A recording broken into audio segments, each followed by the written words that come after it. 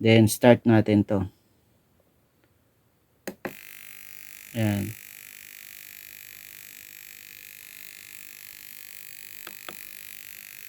So ang papansin mo dito, ang bilis nyo. Ayan. So guys, welcome back ulit sa ating channel. Sa video na to ay itetest natin itong ignition coil na to, no? Paano natin masasabi kung good or bad ba ang ignition coil na to? So isang test ay ito, i-check natin yung kanyang transistor dun sa loob ng ating ignition coil.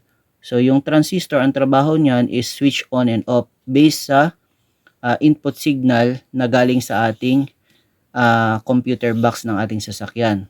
So in this case ay yung ignition timing signal.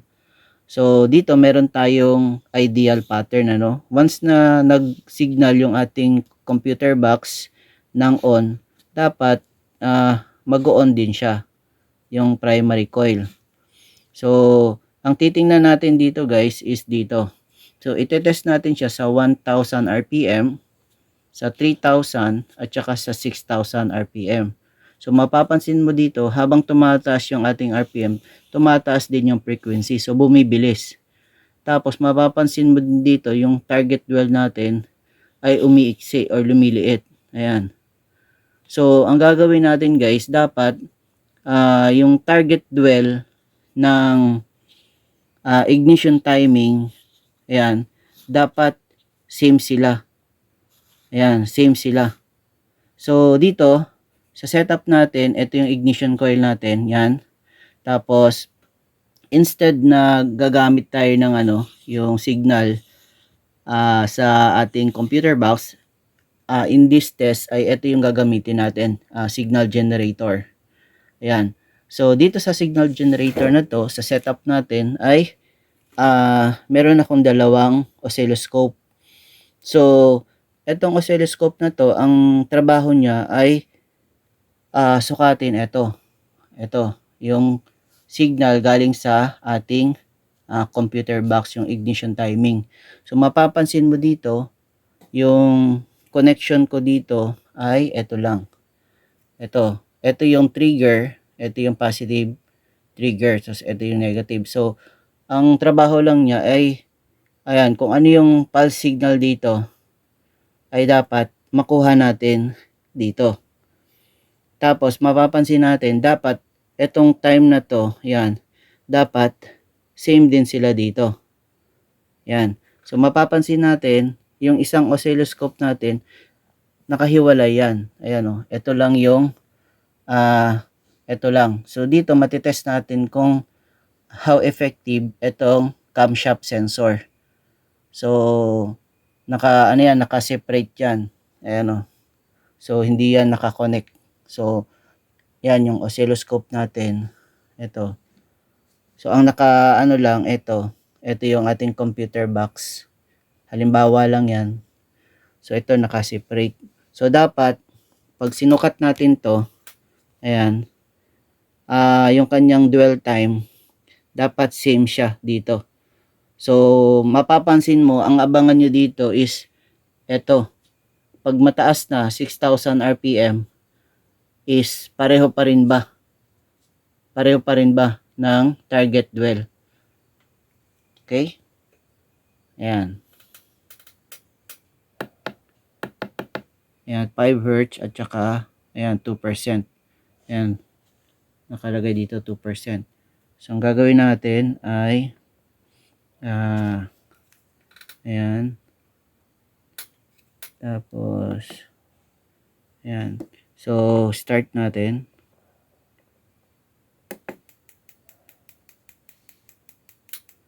Ayan. So, hold ko lang to. Then, stop. Ayan, stop ko siya.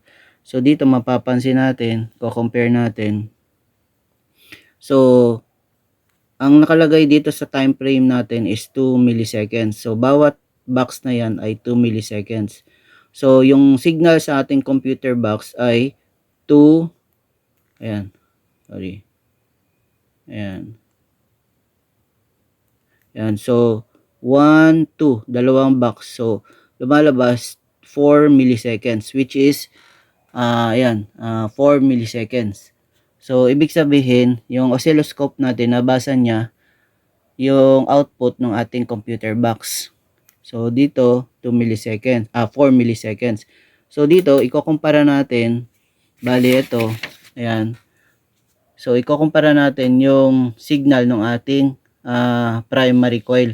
Dito kasi current. So ang sa atin yung sensor lang natin ay ito. So ito yung ina-expect natin na signal. So ito yung on time niya ng primary coil. So mapapansin mo dito, ayan, dalawang box din ito at saka ito. So ito na yung nag-switch off na yung primary coil. So ito yung on time niya. Ayan, dalawang box siya. So nag-match yung na-pick up ng ating camshaft sensor na signal na ito 2, 4. Ito din 2, 4. So okay yung okay yung ating transistor. So nagre-response siya, synchronize siya dun sa signal na ibinibigay ng ating computer box. So ang next na gagawin natin is itong 2000 RPM. Ayan. So set natin 16.6.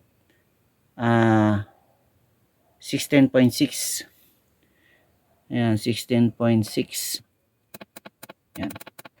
So wala tayong point dito. So sabihin natin 17. Okay? So 16.6 yan, 5% yung duty cycle niya. Ayan. So 5%. Ayan.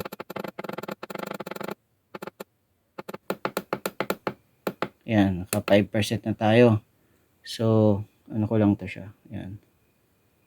And tapos ito. So start lang natin to. Ayan. Ayan. Hold ko lang to. Tapos press ko to. Ayan. So bumibilis yung bumibilis siya. Ayan.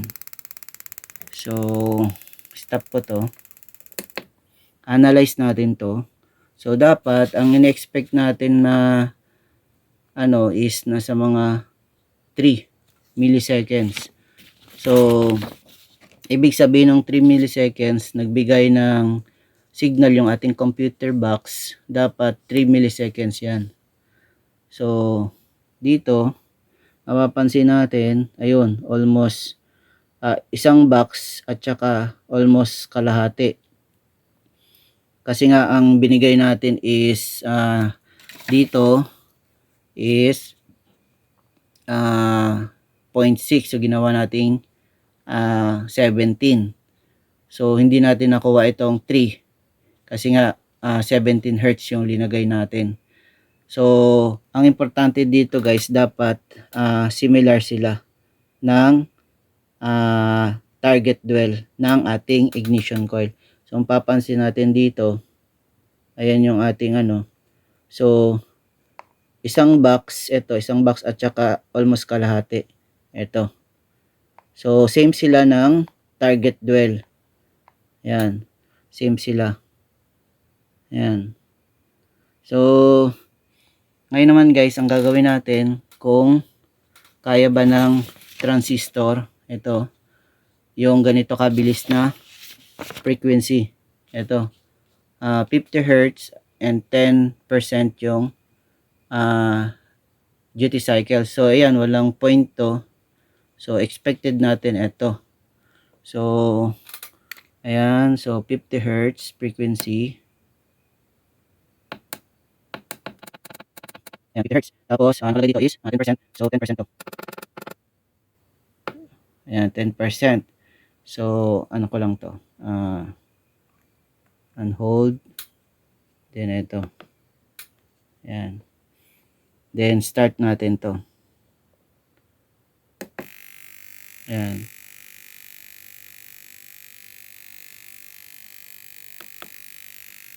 So ang papansin mo dito, ang bilis nyo. Ayan. So stop ko. So ngayon guys, ang gagawin natin is ito yung signal na ibinibigay ng ating computer box. Bali, ito yon. Ito. Dapat synchronize sila nung time na nag-switch yung ating transistor. Yan. So, ito yung signal ng ating computer box. Almost 2. Yan. Isang box lang siya. 2 milliseconds. Dito, tingnan natin. Ayun, 2 din. Ayan. Yan. So, masasabi natin na yung transistor na to, dito sa ating ignition coil are goods. Goods yan. So, responsive siya dito sa signal ng ating computer box. Yan, synchronize siya. So, dito sa setup natin, masasabi din natin na okay yung ating camshaft sensor. So, nade-detect niya yung waveform ng ating ignition coil. Ayun. So, salamat guys.